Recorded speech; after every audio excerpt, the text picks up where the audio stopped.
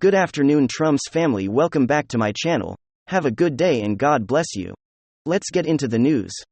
And what we have here, of course, if you've been following the news for the last week, you know that we had a Chinese spy balloon flying over the US continent, the continental United States, and who knows what it was transmitting back to China. And now after the US finally shot it down over to the Atlantic Ocean now we're saying that we might not be able to retrieve the wreckage before the Chinese do. Wow. We have a military, we have a government, we have obviously a fraud in chief who are beholden to China who have basically relinquished the leadership and the power and the treasures of the United States of America to China. That's what we have right now. I mean, look at our military leadership right now. They're no fun to the US citizens in this country. They're more concerned about white rage and making sure men could go into the bathrooms of women and shower with them. That is what their priorities are in the military. Make sure all the soldiers are all jammed up and all messed up and everything. That's the priorities. Those are the priorities, not actually, evaluating the threat of China and other foreign nations that want to do harm to the citizens of this nation. Right. That's what they're focused on. Their laser focus on white rage, not laser focus on anything else, apparently, because they're bought and paid for by the Chinese, by Winnie the Pooh himself, Mr. Jinping, over there in China. So what we have here, of course, it's the mainstream media quickly trying to spin this disaster for the regime and trying to point it back to Trump. Oh well, there were some blues that flew over when Trump was president. Really? Because I absolutely guarantee you, if there were Chinese balloons floating over the US while Trump was president, they would have impeached him for it. The media went nuts with it, talking about how they would have probably made, if it was Russian balloons that were flying over to us and Trump let Putin take pictures of our military institutions. And he should be impeached for it. You would know it would be 24/7 talk. Well, an anonymous insider, and the DOJ or wherever the military leaked to the Washington Post say, hey, yeah, it happened when Trump was president. To know, did it? No, it did not happen while Trump was in office, because if it hadn't happened while Trump was office, we would have known because it would have been wall-to-wall media, calling for Donald Trump's impeachment. Guarantee you. Anyway, here's the story. Coming to us from the Gateway Pundit.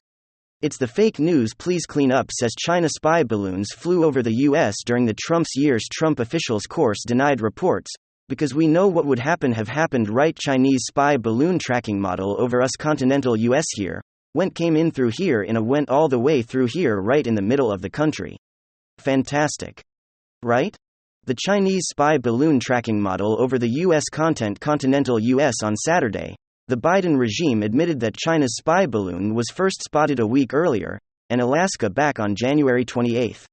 They knew back in January this was fine. It flew from there into Canada and down to continental US on Tuesday. The balloon entered Idaho and crossed the US for the next 4 days to China. Spy balloon was not shut down after it left us territory had collected all of his data for Chinese Communist Party. This was an unprecedented event in US history. Right? So this event is the latest example of not only ineptness but absolute dereliction of duty of the left administration. The Bidens are a national threat. They are absolutely, along with Kamala Harris and the rest of the Democrat Party. Now we have this to fake news as hoping to convince Americans that the Chinese spy balloons crossing us all the time. In fact, fake news insisted that it happened during the Trump years 3 times. They said, of course, on Sunday, Fox News reporter pushed back on these claims, saying he spoke with Bolton, Grinnell Esper and others. And they said they have never heard of this happening. And if it did, they were not notified, which is just as bad. And that would be a bigger issue. Right. We've discussed the commitment by Mark Milley to the Chinese government and other military leaders in the United States US military to high-ranking brass who seem to be beholden to the Chinese for whatever reason, where they've claimed they would give them a heads up if we were to attack. They claim they're not our enemy, etc. And Mark Milley, maybe knowing this information, maybe he knew that there was balloons flying over the US continental US back in Trump's administration. But again, I highly seriously doubt that has occurred, because if it had, we would have seen news reports, because the media wouldn't have loved to have skewered President Trump over this. So again, I don't believe the reports, Just based on the media's track record and how they would try to utilize this in order to take down Trump, that should be evidence enough for us to logically conclude that this did not happen. And then some significant news. Look, it's a known concept, being a liar, being a snake, being a fraud, being a con man as an unsustainable gig. The act of lying in general requires so much more effort than just telling the truth. If you tell the truth, you move on with your life. You may have ruffled some feathers, you may have hurt some feelings, but at least you could move on knowing that you've said the truth, you did the right thing. Lying, building a narrative, building your identity, your character on a mountain of lies, as I always say, like the Democrats do. And certainly, as Joe Biden does, as hard. It's difficult. You have to constantly keep lying to maintain that image, to justify your previous and past lies. It just requires more effort.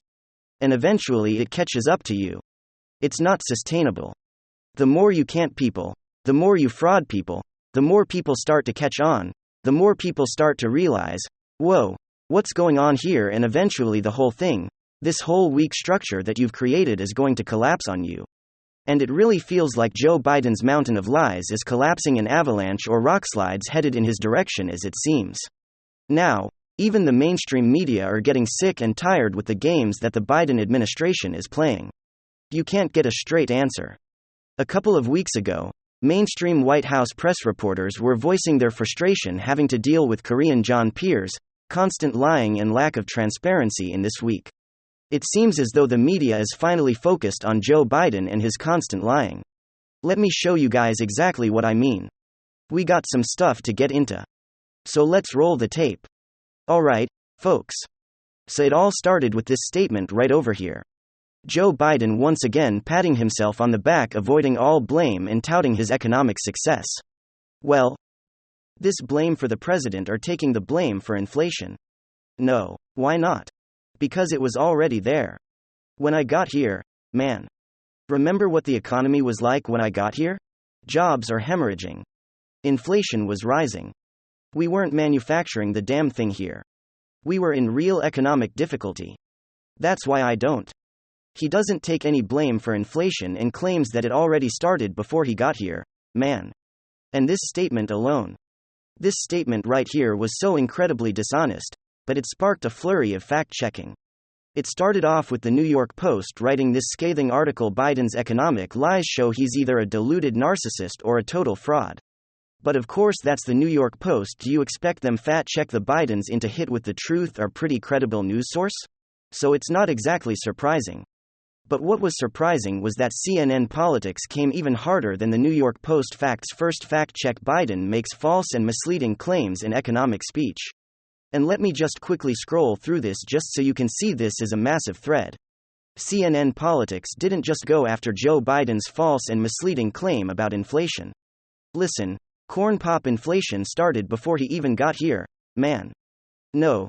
CNN absolutely dismantled Joe Biden's entire economic agenda that he's been touting, starting off with infrastructure projects, touting the bipartisan infrastructure bill that he signed in 2021. Biden said that last year we funded 700,000 major construction projects, 700,000 across all of America, from highways to airports to bridges, tunnels and to broadband. Facts first: Biden's 700,000 figure is wildly inaccurate.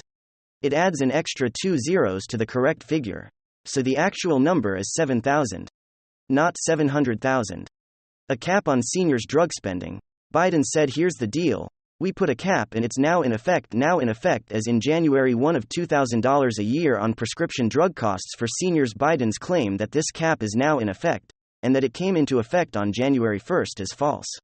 A $2,000 annual cap contained in the Inflation Reduction Act that Biden signed last year are Medicare Part D enrollees' out-of-pocket spending on covered prescription costs takes effect in 2025.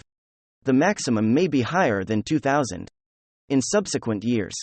Since it is tied to Medicare Part D's per capita cost vaccinations, the jab under Donald Trump criticizing former President Trump over his handling of the pandemic. Biden said back then only 3.5 million people had their first dose. Biden is free to criticize Trump's jab rollout. But his only 3.5 million figure isn't misleading at best. As of the day that Trump left office, about 19 million people had received their first dose. Billionaires in taxes. Biden said Republicans want to cut taxes for billionaires who pay virtually only 3% of their income. 3% they pay. Biden's 3% claim is incorrect for the second time in less than a week by inaccurate. Really describe a 2021 findings from economists in his administration that the wealthiest 400 billionaire families paid an average of 8.2% of their income and federal individual income taxes between 2010 and 2018. The impact of a new corporate tax. Biden cited a 2021 report from the Institute of Taxation and Economic Policy think tank that found that 55 of the country's largest corporations had made $40 billion in profits in their previous fiscal year but not paid any corporate income tax before touting the 15% alternative corporate minimum tax he signed into law. The days are over when corporations are paying zero in federal taxes. Biden exaggerated the new minimum tax will reduce the number of companies that don't pay any federal tax. But it is not true that the days of companies paying zero are over. That's because the minimum tax on the book income companies report to investors only applies to companies with at least $1 billion in average annual income. Biden in the federal deficit, noting the big increase in the federal debt under Trump. Biden said that his administration has taken a different path and boasted as a result in the last 2 years, "My administration, we cut the deficit by $1.7 trillion, the largest reduction in debt in American history." Biden's boast leaves out important context. It is true that the federal deficit fell by a total of $1.7 trillion from 2021 to 2022 fiscal years, including a $1.4 trillion drop in 2020.